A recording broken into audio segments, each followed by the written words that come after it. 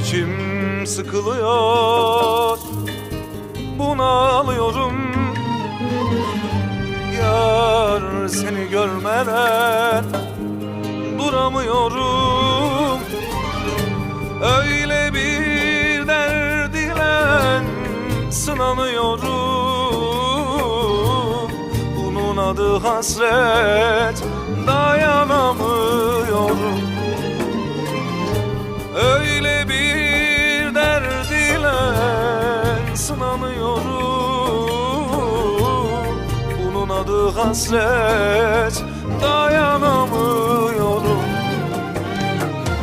Bırakıp gittin nedensiz, ne günler yaşadım sensiz. Oralarda iyi misin bensiz? Burası ıssız, aşksız, bizsiz. Bölündü uykularım, dağıldı duygularım. Görüldü sensizlik ne biçim, yokluğunda geçim. Bölündü uykularım, dağıldı duygularım.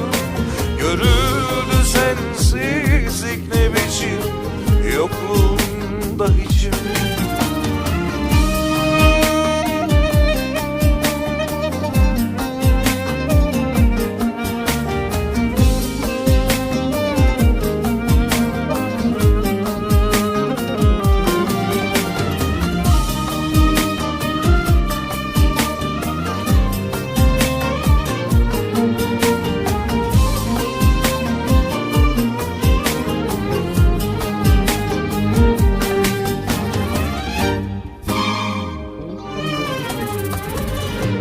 İçim sıkılıyor, bunalıyorum. Yar seni görmeden duramıyorum. Öyle bir derd ile sınanıyorum. Bunun adı hasret, dayanamıyorum. Öyle bir derd ile sınanıyorum. Bunun adı hasret, dayanamıyorum.